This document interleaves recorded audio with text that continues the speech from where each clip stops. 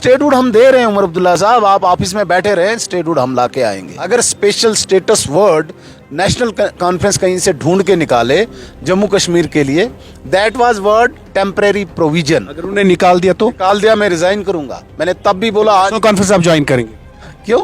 वो अरे रिजाइन करके कहाँ जाएंगे? आप नेशनल कॉन्फ्रेंस के स्पोक्स पर्सन। नहीं, नेशनल नौकरियां जहाँ पे 5 लाख बोल रहे हैं, इसका मतलब 1 साल में 1 लाख देनी है, 6 महीने में 50,000 तो दे देते, उसमें भी कुछ नहीं दिया। सिर्फ एनसी के एक सीनियर लीडर के भतीजे को अपॉइंट करके 50,000 नौकरियां बता रहे हैं। ये कौन सा तरीका है? 5 साल हैं, 5 साल के बाद देंगे। तो 5 साल तो गाड़ियों के लिए भी थे। आपने पहले ही दिन क्यों अपनी गाड़ियां खरीदी 4 करोड़ की? क्या जल्दी थी? 5 साल के बाद खरीदते, 5 साल थे आपके लिए, क्या जल्दी थी? मुझे बताइए ना। सच्चाई सामने आ गई। जिस प्रकार से नेशनल कॉन्फ्रेंस ने कहा था हम राशन देंगे, हम बिजली देंगे, फ्री बिजली देंगे, मुफ्त राशन देंगे, हम नौकरियां देंगे, हम गैस देंगे, कोई भी चीज़ अभी तक नेशनल कॉन्फ्रेंस की सामने नहीं आई है। तो कुछ नहीं, सिर्फ झूठ। कॉन्फ्रेंस कह रही है हमारे पास 5 साल है, हमने आवाम से 5 साल लिए हैं, 5 साल के बाद हम आवाम के पास जाएंगे, हमने क्या किया क्या नहीं किया वो भी सामने रखेंगे। जो हमने कहा है वो नेशनल कॉन्फ्रेंस वादा निभाएगी। तो हमें 5 साल वेट करना पड़ेगा क्या? अगर स्पेशल स्टेटस जम्मू कश्मीर के हवाले से कहीं भी इंडियन कॉन्स्टिट्यूशन में होगा, आई विल रिजाइन। आज भी कहता हूं मैं, आप रिजाइन करेंगे? यस। अगर special status word national conference कहीं से ढूंढ के निकाले जम्मू कश्मीर के लिए, that was word temporary provision. अगर उन्हें निकाल दिया तो? निकाल दिया, मैं रिजाइन करूंगा। मैंने तब भी बोला आज कॉन्फ्रेंस आप ज्वाइन करेंगे? क्यों?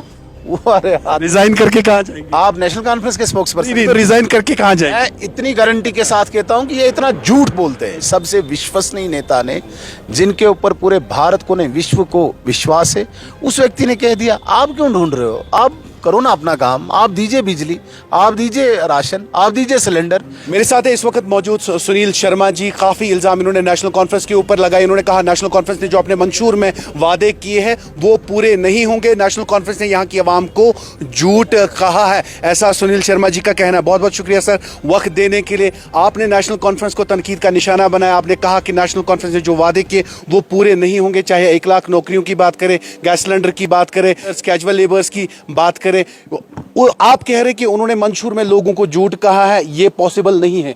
आपको क्यों ऐसा लगता है? देखिए, सामने तो आ गई, सच्चाई सामने आ गई। जिस प्रकार से नेशनल कॉन्फ्रेंस ने कहा था हम राशन देंगे, हम बिजली देंगे, फ्री बिजली देंगे, मुफ्त राशन देंगे, हम नौकरियां देंगे, हम गैस देंगे, कोई भी चीज़ अभी तक नेशनल कॉन्फ्रेंस की सामने नहीं आई है। जो बिजली 200 यूनिट उनने AAY को दिया, अंत्योदय अन्न योजना के तहत, जो घर रजिस्टर्ड हैं उनके लिए केवल बिजली देना, और वो भी प्रधानमंत्री सूर्य मित्र मुफ्त बिजली योजना, वो प्रधानमंत्री की तरफ से वैसे ही थी। हाँ, उसको इन्होंने बनाया कि AAY का दिया। राशन कहीं नहीं गया, वो सिर्फ AAY के लिए। और उस AAY फैमिली में, जिस AAY फैमिली में 2, 3, 4 सदस्य हैं, उनको ऑलरेडी 35 किलो मिल रहा है। 3 वाले को कुछ नहीं मिलेगा, 2 वाले को कुछ नहीं मिलेगा। 4 सदस्य जहाँ पे, वहाँ पे 5 किलो दे रहे हैं, वो भी झूठ। नौकरियाँ जहाँ पे ये 5 लाख बोल रहे हैं, इसका मतलब 1 साल में 1 लाख देनी है, 6 महीने में 50,000 तो दे देते, उसमें भी कुछ नहीं दिया। सिर्फ एनसी के एक सीनियर लीडर के भतीजे को अपॉइंट करके 50,000 नौकरियाँ बता रहे हैं। तो कुछ नहीं, सिर्फ झूठ। कॉन्फ्रेंस कह रही है हमारे पास 5 साल है, हमने आवाम से 5 साल लिए हैं, 5 साल के बाद हम आवाम के पास जाएंगे, हमने क्या किया क्या नहीं किया वो भी सामने रखेंगे। जो हमने कहा है वो नेशनल कॉन्फ्रेंस वादा निभाएगी। तो हमें 5 साल वेट करना पड़ेगा क्या? 5 साल के लिए मैंडेट तो मिला है। नहीं, मतलब 5वें साल ही देंगे क्या? 5वें साल देंगे। देखिए, जिसको देना होता है, आपने देखा होगा, 3 राज्यों का मैं उदाहरण दूंगा। श्रीमती रेखा गुप्ता जी जो मुख्यमंत्री है दिल्ली की, आपने देखा होगा विद इन डेज जो वादा किया था पूरा किया। 2500 रुपया प्रति महिला उनके अकाउंट में आ गया।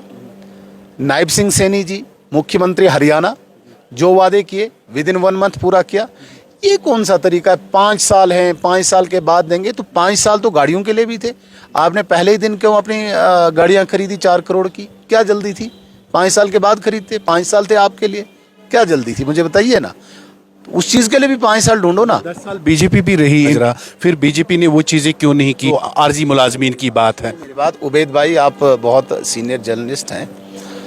10 साल, किस 10 साल को मानते हो? गवर्नर जो या लेफ्टिनेंट गवर्नर वो न्यूट्रल पोजीशन पे होते हैं, अनबाइस्ड पोजीशन पे होते हैं, किसी पार्टी से ताल्लुक नहीं रखते हैं। जितना दर्जा मेरा उतना दर्जा नेशनल कॉन्फ्रेंस के किसी कार्यकर्ता का। उमर अब्दुल्ला साहब भी उनके लिए फॉर्मर एमएलए, मैं भी फॉर्मर एमएलए। तो बीजेपी कहाँ से आई? क्या बीजेपी पार्टी अपने दफ्तर से कोई पॉलिसी घोषित करती थी क्या? ऐसा कुछ नहीं। एलजी महोदय का कार्यकाल जो होता है वो न्यूट्रल, लेकिन जितना एलजी महोदय के टाइम काम हुआ उसको हम अप्रिशिएट करते हैं।